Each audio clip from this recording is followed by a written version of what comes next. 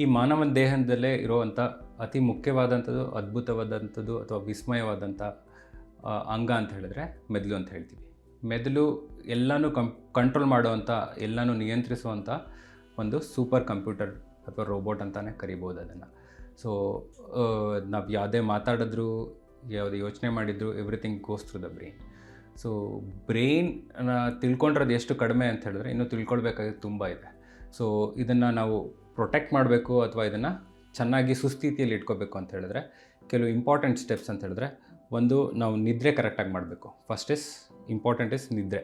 So brain ನಿದ್ದೆ ಮಾಡಿದಾಗ rest ತೊಗೊಳ್ಳಲ್ಲ, but it cleanses itself. ಅಂದರೆ ಅದನ್ನು ಕ್ಲೀನ್ ಮಾಡಿ ಅದನ್ನು ನೆಕ್ಸ್ಟ್ ದಿನಕ್ಕೆ ಅದನ್ನು ರೆಡಿ ಮಾಡ್ಕೊಳ್ಳುತ್ತೆ. So next important thing is exercise. ನಾವು ಎಕ್ಸಸೈಸ್ ಮಾಡಿದಾಗ ಬರೀ ಜಾಯಿಂಟ್ಸ್ ಆ್ಯಂಡ್ ಮಸಲ್ಸಿಗೆ ಅಷ್ಟೇ ಅಲ್ಲ, it exercises to the brain also. So next thing important is eat. ನಾವು ಯಾವುದನ್ನು ತಿಂತೀವಿ, ಎಷ್ಟನ್ನು ತಿಂತೀವಿ ಅಷ್ಟು ಒಳ್ಳೆಯದು. ಸೊ ನಮ್ಮ ಆಹಾರ ಶುದ್ಧವಾಗಿದ್ದರೆ ನಮ್ಮ ಬ್ರೈನು, ನಮ್ಮ ದೇಹ ಶುದ್ಧವಾಗಿರ್ತದೆ. ಅದೇ ಥರ ನಮ್ಮ ಥಾಟ್ಸು ಶುದ್ಧವಾಗಿದ್ದಾಗ ನಮ್ಮ ಬ್ರೈನು ಶುದ್ಧವಾಗಿರ್ತದೆ. ಸೊ ಅದ್ರ ಹೆಲ್ತ್ ಚೆನ್ನಾಗಿರ್ತದೆ. ಸೊ ಈ ಎಲ್ಲ ಇದರಿಂದ ನಮ್ಮ ಬ್ರೈನ್ನ ನಾವು ಸುಸ್ಥಿತಿಯಲ್ಲಿ ಇಟ್ಕೋಬೋದು. ಸೊ ಇದು ಭಗವಂತ ಕೊಟ್ಟಿರೋ ಒಂದು ಗಿಫ್ಟು. ಇದನ್ನು ನಾವು ಕಾಪಾಡ್ಕೊಳ್ಳೋಣ, ಇದನ್ನು ಹೆಲ್ದಿಯಾಗಿ ಇಟ್ಕೊಳ್ಳೋಣ. Healthy brain is healthy body, and healthy body is for healthy brain.